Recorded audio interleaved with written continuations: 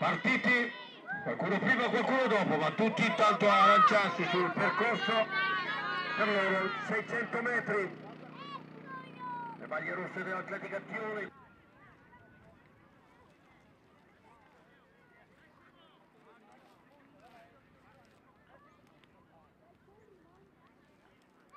Le società rappresentate sono Atletica Alto Gardaredo, la Freccia Trenti in Grana, Atletica Timinotto, Atletica ancora scende l'Atletica Trento e anche Atletica Rutaliana, quindi un po' tutta l'Atletica rappresentata. Eccoli qua i nostri ragazzi, le maglie rosse dell'Atletica Tione nelle prime. Danno tutti il nostro incitamento e tutti il nostro applauso. Una coppia al comando, guardate che bella questa gara, con questo ultimo lungo rettilineo che porterà poi qui in zona arrivo. Vedremo chi avrà più energie in questo ultimo Atletica Tione ed è proprio questo che possiamo vedere, quindi andiamo con l'applauso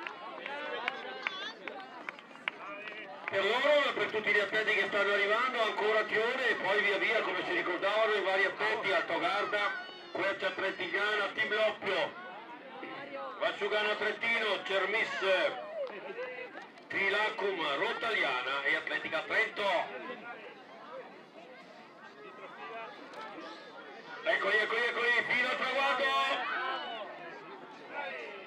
La volata qui sulla riga e là in fondo la calza della Befana per tutti i partecipanti del percorso blu, e con questi ultimi arrivi ufficialmente andremo a chiudere per poi il ambiente che comunque chiude qua con l'applauso del nostro pubblico. La fatica lo accompagniamo fino all'uscita, anche per lui la calza della Befana e un ringraziamento per essere stato con noi.